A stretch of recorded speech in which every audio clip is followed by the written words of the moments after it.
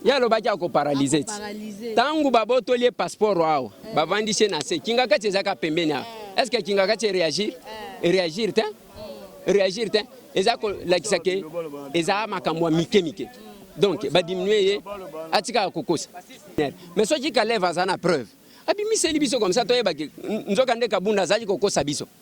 Comme ça biso moko to s'occuper na yeti. Je pense que c'est ça. Soki muto zo banga ba dissoudre, ozo banga poani. Ezana bato bele ba ko tiaka makele lawa. Nazo tala nazo seka bango. Nyonso to wana ezani basi ba ke ko defa lar na banque. $100,000. $100,000 eza manda mobima. Azomoni akomi komona lokola musala zo sala eza ya mpunda. Ozomona. Bon, ngai na changer ndakute, na changer voiture te, na changer ndenge na zalaka te. Ozomona ngana bagarde. Yal kamunini. Un élu du peuple, insécurité ngozo bangela eza ya nini? Central. Lelo Félix Antoine Tshisekedi Tshilombo ndenga fandi wana. Na chaîne de dépenses. Ata mutu ya Félix azate.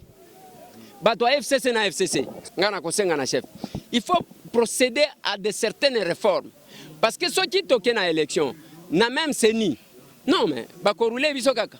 Na même cour constitutionnelle, bakorouler biso kaka a procédé à nommer ba haut magistrat. A procédé, il y a qu'à mettre en place, Nenga Soueta qui, lors de son discours sur l'état de la nation à l'Assemblée, qu'il faut changer l'animateur et l'institution d'appui à la démocratie. Il faut tout ça, il y a CENI, avant de place réseau et les kakate. Bamona ka pété. Parce que moyen que corrompre est athée. Mutualité, misunga, yomoko misunga. Tokate mutilinga la tezake yomoko misunga nga déjà na sadere nela sabu na koki na nga Turquie Suède nga na Suède mame na sale fo na kama la dina bela kaponga na si na sadere la pétrolière Grace Mandela. Voilà misunga ya Grace Mandela la pétrolière quoi. Donc ngai na si na sadere et puis ba ministère na matu baza pe kuna na kosenga bukende kuna parce que ngai mo na sina sadere na ba mission na ngai misunga ya Grace Mandela la pétrolière. Misunga ezali mutuelle na biso ya santé. Ngai moko na ba mission na nga toza déjà na kati ya misunga ekopesa yo soin en cas de problème na mboka so pe senye bima libanda et bimisio kaka. Misunga ya mama Grace Mandela. Allô ngaya wa santé eza misunga. Ah! Hey, okatelinga lingala pour la santé mwana. Mon fils, pour ma santé, misunga. Ah, okatelinga lingala. Bandeko, misunga ezali kokatela mutulingala te. Ezali mutuelle de santé. Oyo epesameli na batu nyonso. Employé to non employé, mutu nyonso oyo akoki kaka ko contribuer na mbongo mukie na fin du mois pour être mokolo kobela misunga ezwa soin na ye na ba hôpitaux nyonso ya minene ya République démocratique du Congo. Soki maladi na yo bakoki ko traiter yango awa na Congo te, misunga akozwa charge na yo okende kozwa soin na bamboka lokola Afrique du Sud, Turquie, Suède, Russie, to kala mingi te na bamboka misusu. Soki mutu oyo misunga ezwaki charge na ye mpo na basoin, nzambe akamati molimo na ye, misunga akosokipe na mort na corbillard. Ate bandeko bazali libanda bakoki koadere bandeko na bango awa na Congo po ete bazwaka soin awa na mbongo bango bazali kofuta. Na misunga, ta santé c'est ta vie. Nasima, vous hommes savons que c'est pas ta téléphone.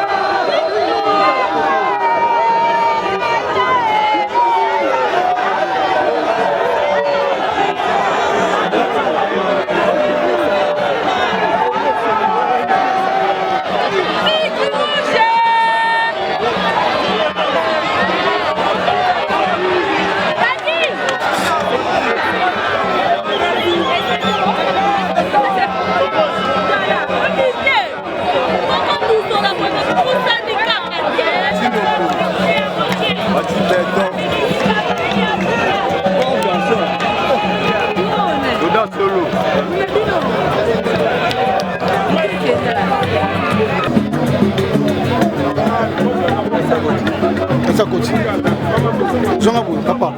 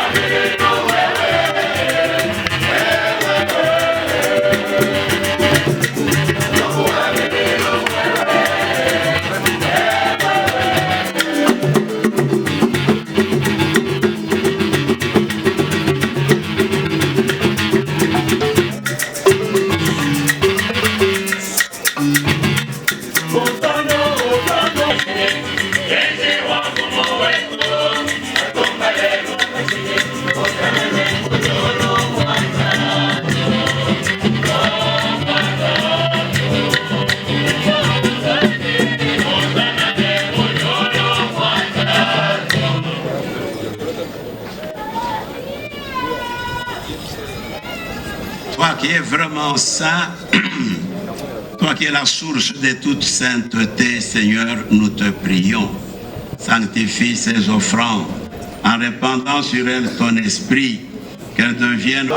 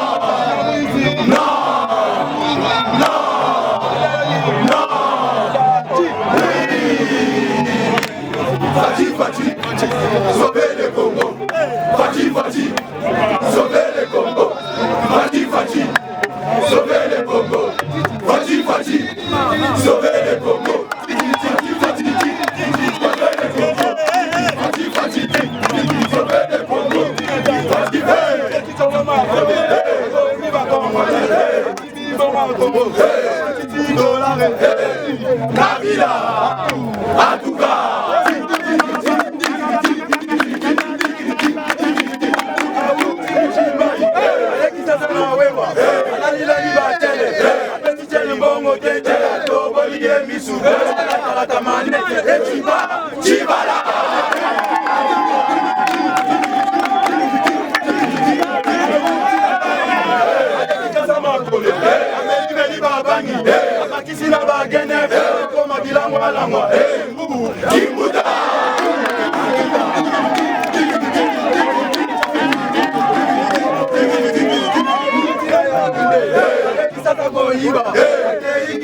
nani ayibisaka bato fayulu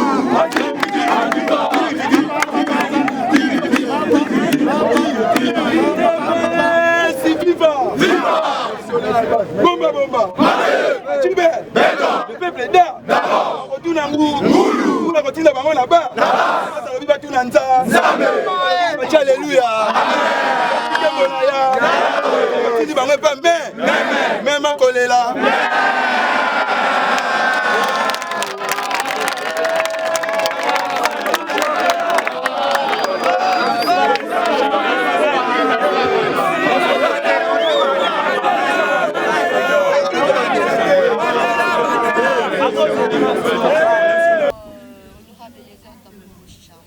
Bonjour.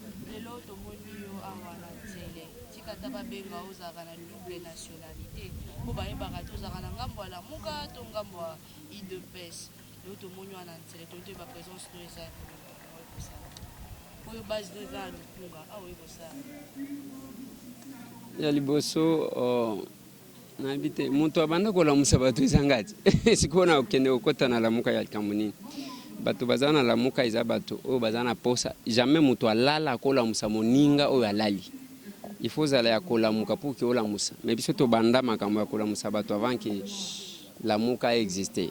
C'est pour vous dire que na lingaka nde okota ba polémique wana te mais awa na mausolée ya Sphinx toye lelo soki otali chaîne na biso depuis lobby toza na programme spécial et pona Etienne Tshisekedi wa Mulumba tozali ko rediffuser ba image ya ndenge na ndenge. Tshisekedi akufa un certain donc le 1er février 2017.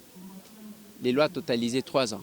Tango akufaka je pense batu nyonso bazalaki awa biso tokamata pepo tokenda Bruxelles tozaka batu misatu na avion na lobaka ngai Félix Antoine Tshilombo Tshisekedi na maître Jean-Joseph Mukendi tokeko d'abord ko se rassurer que est-ce que réellement sangwango ezaya solo to sala matanga na Bruxelles toye kozonga na sala rapport na batu et to bandi bitumba yake ebembe na ye ya ekundama mais c'est fait que nzamba bongisa kinde mususu azaki kozela que akundama na honneur ti baye kokunda ye même kokundango wana mwa sabotage ezali kaka parce que ce que tali maquette ya mausolée eza yango te tozanango eza payote basali donc nous nous battons pour que Tshisekedi azala honoré. Deuxième élément Tshisekedi lelo na minute oyo batiaki ye batie na niveau moko na papa Wemba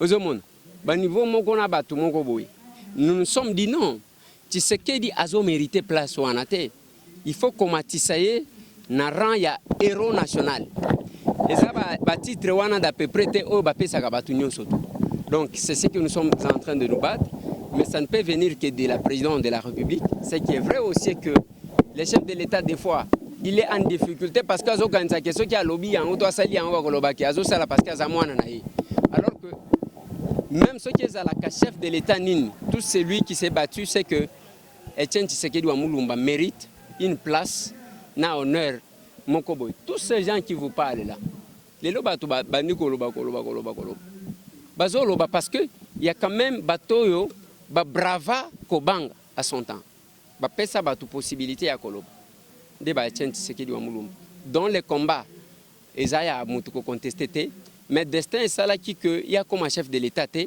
moi on a comme chef de l'État donc nous sommes là pour honorer la mémoire de ces grands hommes. L'Assemblée nationale est donc honorable.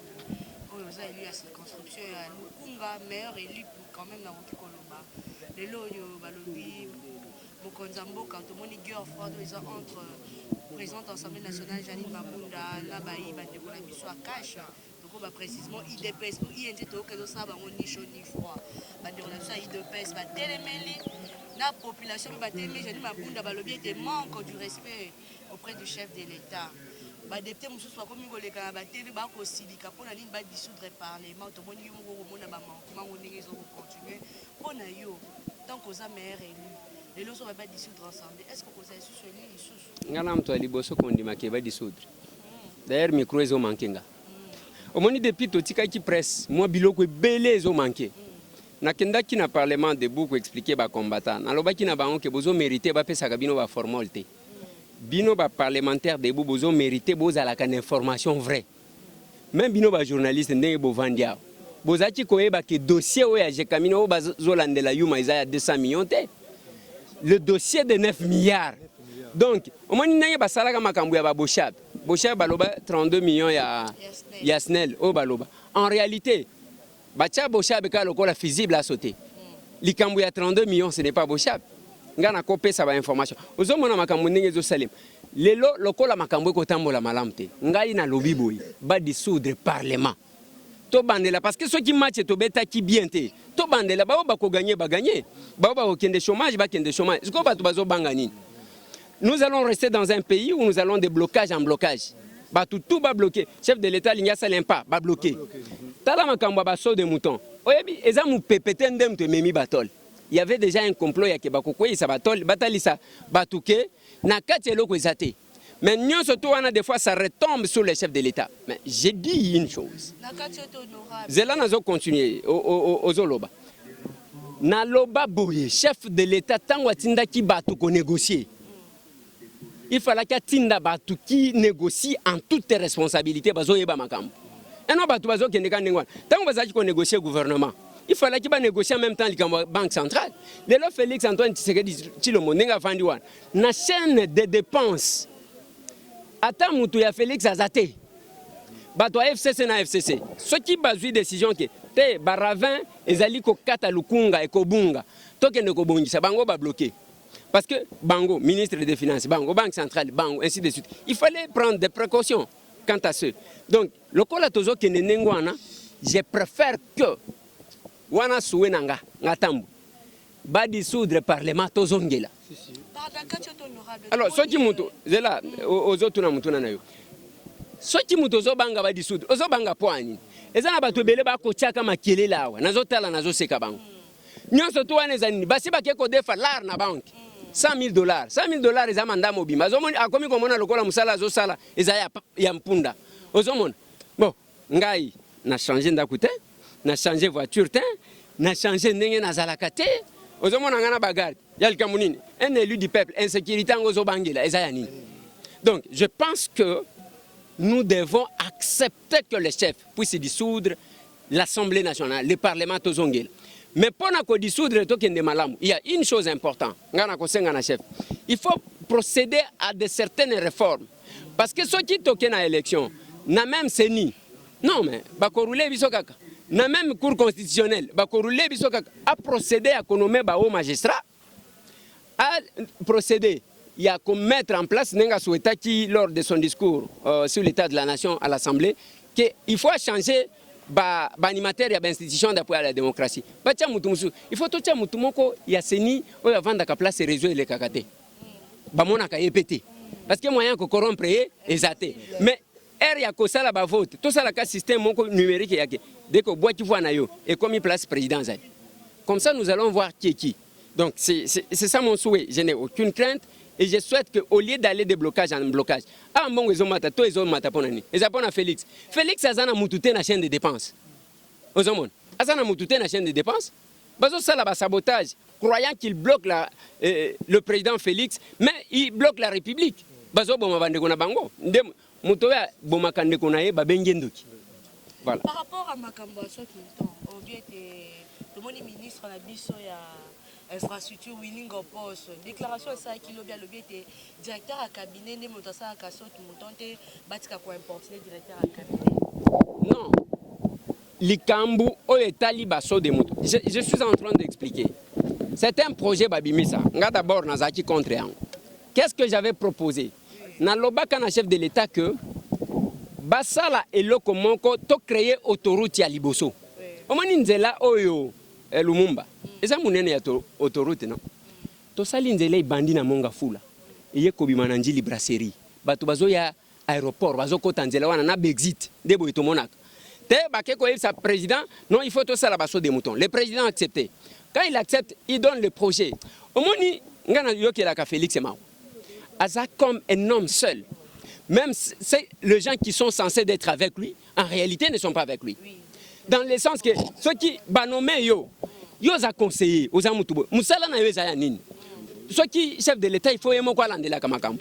Les chefs de l'État a nommé Bato. Baso de mouton, tango yo ki bato azolo ba yemo kwa kiti. Akeko tala. Tango akeko tala, akuti balobi o ya pompage bakope sango na septembre. To komi na février. Et puis samité. O misusu na décembre, to komi na février. Awa batol tango bakwe ici yango to moni eza vide. Il est important que les chefs de l'État prennent des décisions et que le stylo rouge qu'il a promis puisse jouer son rôle. Si ça ne dépendait que de moi, le ministre Misato va sauter. Ce qui va sauter, de tout à la makamou soit après. Ministre Misato, on a tout oui. Le ministre a budget, a côté finance, tout côté cash pay. Tout ministre il y a économie, Madame Akasia. Elle ne fait absolument rien du tout depuis qu'elle est là. Autant qu'il y a cash mi balé. C'est que yo mona bato FCC bazaka madame. Parce qu'il y a budget à UNC. Azakuna. Bon. Et non, et le Kongana Zoloba, nous devons comprendre une chose. Au moment où les chefs de l'État, c'est qui bloque quoi. Il fallait tant que bato bakenda qui négocier, bazo négocier. Bache sur table le problème à Banque centrale. Que les chefs de l'État nomment Batounaï à la Banque centrale. Tout ce qui se fait aujourd'hui dans des universités, c'est un sabotage. Embouteillage aux Zomona, na Kinshasa, to vanda bambula, bien qu'il y ait un villageois. Embouteillage, il y a mingi, mikolo, il y a ba fête. Oyo embouteillage en janvier, il y a janvier zaini. C'est un sabotage tout simplement. Mbongo wane zomata, Félix a une chaîne de dépenses, Batounaï a une chaîne de dépenses. Ils ont maté c'est un sabotage. Je pense que il ne faut pas total à l'Ikambo Congo, le col à l'Ikambo Batou. Par rapport à Kalev, à l'objet Balamboka, il y a eu deux Bazaka na tango opposition. Banda ko kende na ba passeport diplomatique, passeport de service. Na il y a eu un passeport de service na tango wana. Zela. Na ebisa. Kalev Mouton. Na lobi boy. Omoninga. Biloko mibale nazo sambela yangwana. Certainement bandeko musu balobi Kalev akanga munoko na ye asala mabe. Oui, Kalev asala mabe, un jour va correspondre yango. Mais oyo alobi, totika yabi misabaliste. Comme ça toyeba ba élément double. Bato bazaki tangu biso tozo bunda wana bango bazo kende kozwa bambongo. Toyeba bango, ceux qui avaient ba passeport de service, ceux qui ba passeport diplomatique. Babima, ye Kalev abimi sina ba preuve. Mais il ne faut pas que à se mettre yakubana ko c'est la batumaka. Mais nous savons que si les combats étaient fragilisés, on ne peut pas combattre en UDPS. Parlement debout. Vous oubliez une chose. Les gens qui ont bayaka, au moins il a commis na zèle collègue batunios. Il a commis qu'à diaboliser batu. Mais bakangi ça va combattant. Babimaka ka combattant ya makasi finalement, nous avons pas besoin de batu information. Les lois qui Kalev a été sur la place publique. À l'hôpital à Mutuboyaza qui n'a passeport de service numéro nango boy yango. Oyo azalaki kozwa mbongo bisika boy bakutana. Ainsi de suite comme ça toyebi. Mais ce que vous devez retenir, Félix Antoine Tshisekedi Tshilombo, chef de l'État, tous ces services là, azanango na maboko. Il connaît déjà les agents doubles. Bao bazaki kokosa bato yebi bango. Bao bazalaki o naza combattant na moi na butwa ke kolia mbongo. Ayebi bango. Et nous connaissons tous les politiciens qui sont là. Donc toyebi yango, je pense qu'il est libre de faire ce qu'il trouve bien de faire. Par rapport au temps où nous avons journaliste d'investigation, on a beaucoup les heures dans le proche. Jean-Marc Kabou, comme président AI, vice-président de l'Assemblée nationale. Passeport au Bakamaka, il a déjà mis un passeport. Moi, je sais que Jean-Marc Kabou a un passeport ordinaire. Ceux qui ont un passeport, mais j'estime que, parce que Jean-Marc Kabou a un passeport de service à Moukam, il travaillait où? À part au parti. Je ne pense pas que Azalaki n'a pas passeport de service. Je pense qu'il avait un passeport ordinaire. Mais ceux qui Kalev a preuve. Comme ça, comme ça, ils sont s'occuper. Je pense que c'est ça. Ah, il faut que tu aies par rapport à il y a le bac paralysé. Tangu baboto les passeports wao bavandishe na se kinga kati zaka pembeni. Est-ce que kinga kati réagir réagir te eza ko lakisa ke eza makambo mike donc ba diminuer ye atika kokosa. Merci. Ah.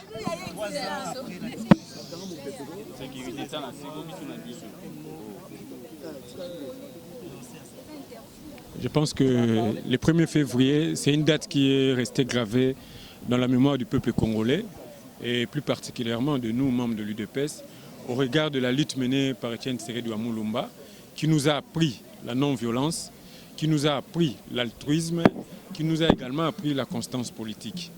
Vous savez que la lutte que l'UDPS a menée, c'est un combat très dur. Mais l'espérance que nous a légué le feu Etienne Tshisekedi Mulumba nous a amenés aujourd'hui au pouvoir. Et nous sommes en train de travailler dans ce même souci qui caractérisait le feu Etienne, qui est resté pour nous comme une icône. Et ce souci, c'est de travailler pour l'intérêt du peuple congolais. Je crois que nous avons suivi l'homélie et Monseigneur Gérard l'a dit, plus jamais en République démocratique du Congo, il y aura accession au pouvoir par le sang. Donc c'est une leçon que le fait Tshisekedi Mulumba nous a légué et nous allons continuer ces combats pour que à chaque fois qu'il y aura alternance dans ce pays, que cela se fasse réellement dans la non-violence et dans la démocratie. Et nous sommes en train réellement de travailler pour que l'état des droits soit réellement effectif en République démocratique du Congo. Je crois que là c'est tout à fait normal, ce n'est pas les lieux indiqués. Et je crois qu'au moment opportun, lorsqu'il y aura des élections, nous sommes même partis au pouvoir. L'objectif de tout parti politique, c'est de demeurer longtemps dans le pouvoir, mais dans la légalité. Et l'UDPS, nous allons également nous inscrire dans ces schémas. Nous allons travailler pour que le peuple congolais, à chaque fois que nous allons recourir à lui, nous donne ses pouvoirs. Na Lingala, lelo ezali mokolo ya misato, 3 années pardon, depuis Kondo Etienne Tshisekedi Mulumba asila ekotika biso, oyo biso to retenir na bitumba oyo ye abundi ezali non-violence. Aboyaki makila, aboyaki kosimba munduki, yango wana pe na kolanda mateya na ye, lelo biso pe UDPS to komi na pouvoir oyo sans kosimba minduki. Et puis papa Etienne Tshisekedi Mulumba ateyaki biso toyeba intérêt ya peuple. Yango moni le peuple d'abord ezali slogan pe programme politique na biso oyo tobengaka vision politique ya UDPS yango wana pe biso bato ya UDPS tozali na gouvernement tozali koyingela na yango na sima ya tata mokonzi wa biso Félix Antoine Tshisekedi Tshilombo oyo azali ko continuer combat oyo Kondo Etienne Tshisekedi Mulumba abunda pe ateyaki biso ya kozala constance yango romona biso totikali ko kende gauche droite te tosilaki ko ingela kaka na opposition pe lelo to komi na pouvoir sans toutefois ko compromettre mateya oyo apesaki biso.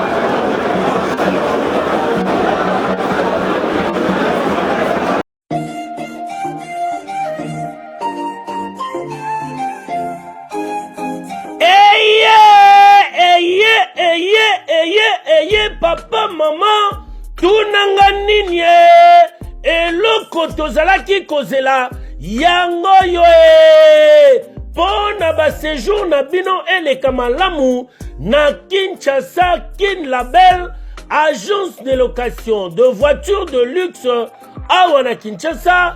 Ba memelu bino bongo Power Buzz Car oyo bazali na équipe na bango professionnel, bazali na disposition na bino Power Buzz Car, location de voiture ya sikape kitoko na prix ya malamu oyo wapi.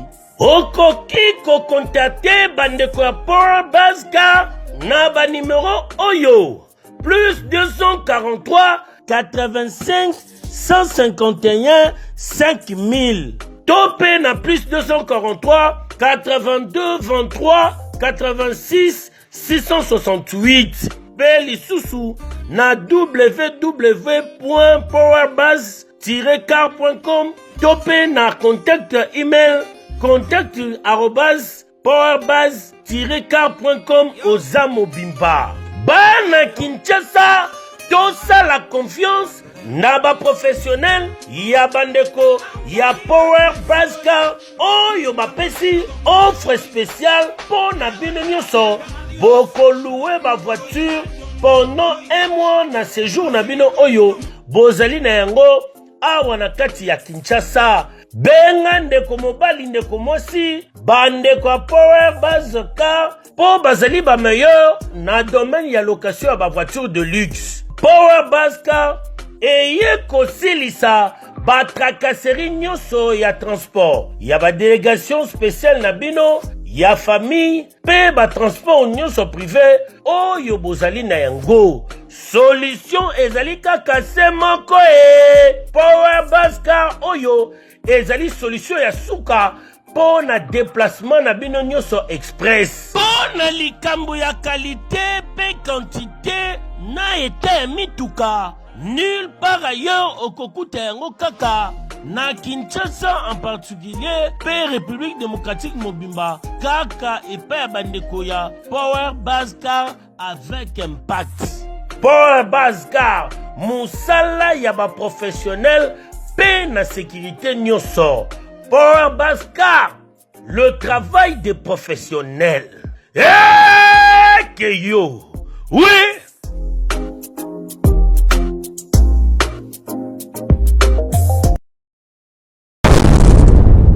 Congo France. Bisona bango, bango na biso, bisona bango. Ekara molai. France.com, site ya Kolo Masolo ya danger, Masolo ya kitoko. CongoFrance.com.